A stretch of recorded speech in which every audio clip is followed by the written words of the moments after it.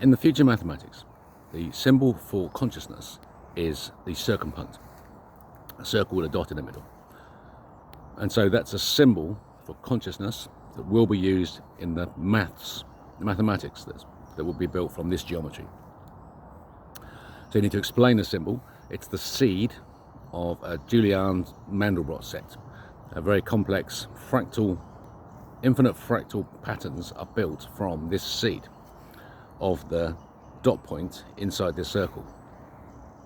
The dot point represents a zone, and the circle represents somewhere in this zone. There's the center where the seed is. Let's zoom in on the dot point. You'll find it's a circle with a dot in the middle, and keep going. That the zone of where the seed is seems to be infinite. You just keep going, keep finding it. So let's take what Leve's trick, and we're going to pinch the action in rest time. We're going to stop time itself and make an assumption about what we're going to look at. So when we now look at the dot point, we see, at last, we found it. It's two hemispheres of light and one dark. So the dot point looks like this. Okay? Two hemispheres appearing solid, a seed, an actual entity. And so now we want to do is look at the boundary between those two and see what's going on there, because it's existing. This is existence. This is inside the atom. There's a strength that's holding it together. We're looking at it. It's two hemispheres. Now, how thick is the line? What we're interested in is the action at the boundary. Something is creating a boundary between these two hemispheres. What is it? And it looks like, from where we're standing, rotation. It looks like one is rotating relative to the other. So must be something happening at the boundary, because work is being done. So we'll take Leve's trick. How thick is that line? Right? How thick is the line of the ball? You can see red, yellow, red, yellow, red, yellow. You can see either all yellow, either all red, or red, yellow. So there's no actual line for you to analyze. So Leve's trick is this: you pinch that shut, and you assume it's a line. You give it a thickness of 6 splits. You just split that into 6 laminar layers, assuming you're analyzing surface tension and that you're seeing laminar flow, because you've got this rotation. Right? Are you seeing turbulent or laminar flow between the two entities? So we can see now, that's what we're analysing, the wave function analysed as laminar flow about to break to turbulent. There's an action that's about to happen. It doesn't break to turbulent, instead it creates stability. So there's no thickness, splits into 6 laminar layers. You then support it on 7 supports, 0, 1, 2, 3, 4, 5, 6.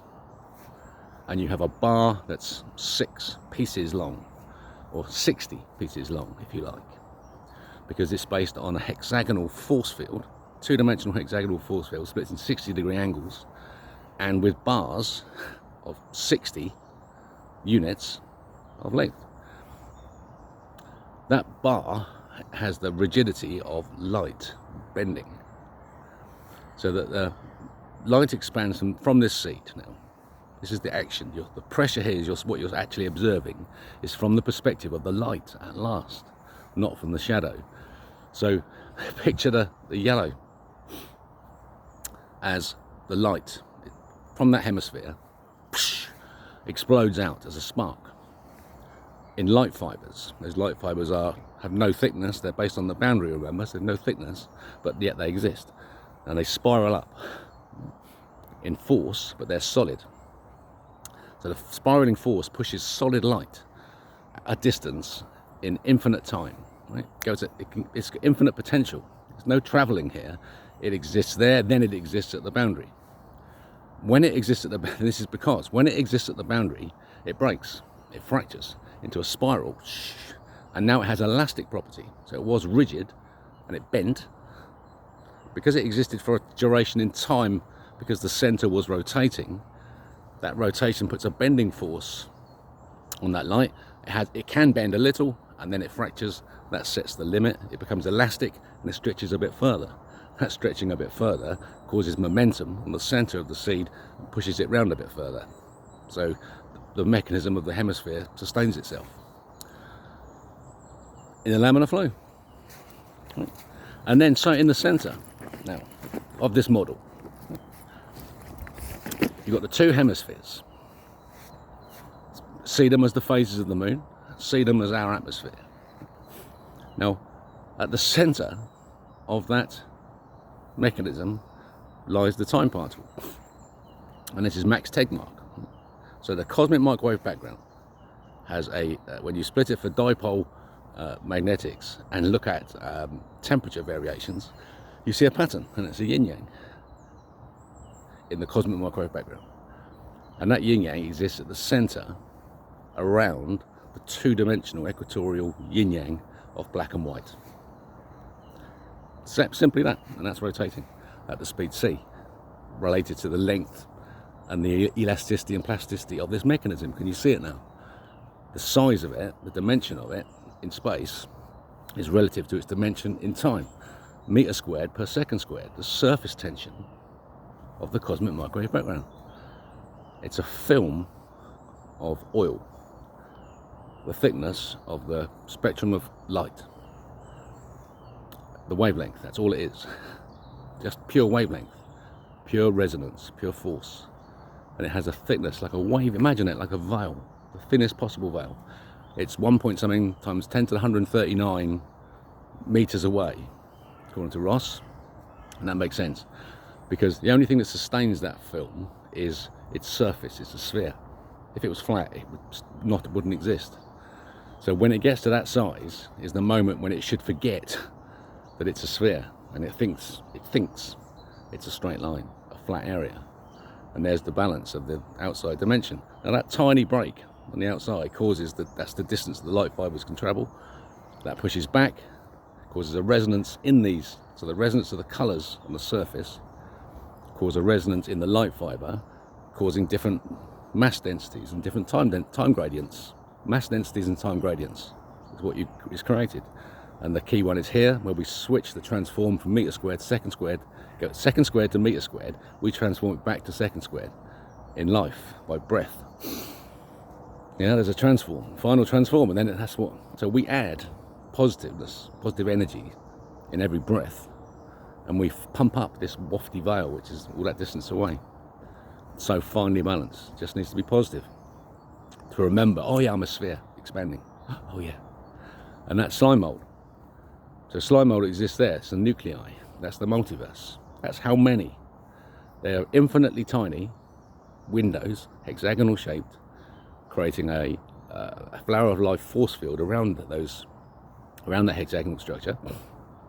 And there is one pentagon on which it is all based. All the motion is based on a single pentagon. For the structure to exist, for c squared, the structure that light creates, must be a pentagon, and that pentagon is here.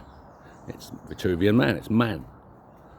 So we must act good, and we will live in God's kingdom, not act evil and live in the devil's kingdom. Simple choice. We are the Lord, you get it? Adam and Eve and all that stuff. The Lord is us, man, one entity, man. We must make smart decisions towards God and love by listening to Christ. So that's my model. Can you see eternal life there yet?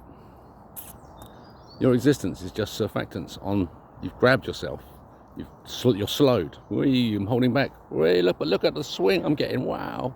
Look at the experience of life I'm getting. If I can just appreciate it, when I go back to the soul world, I'm up. I've learned the lessons. I can face the judgment that I will get. All the shit that I did in my life, I'm forgiven for it because I've learned that lesson. If I was back there now, I wouldn't make those decisions, and I certainly wouldn't do them again. If I make the same mistakes in different scenarios, what can I do? I just did my best. If I act with love in my heart, I feel I can't go wrong, no matter how disastrous the circumstances may turn out. And that is the way to live your lives, my friend. Not this bullshit world we're living in. Not this world of slavery and money. No, one king, Christ. Convince the Jews, convince the Mohammedans, yeah, to put down the satanic verses. Hold all their culture. But Christ is the Messiah. introduce that into your religions, and you can have whatever doctrine you want. But you cannot practice satanic religions in Great Britain anymore. Christ is home. He lives here. We are going to build Jerusalem in Great Britain. Watch. Yeah? So that's one future. Or keep slaving away, friends. Keep slaving away. Yeah? Follow the rebel king. Get on with it.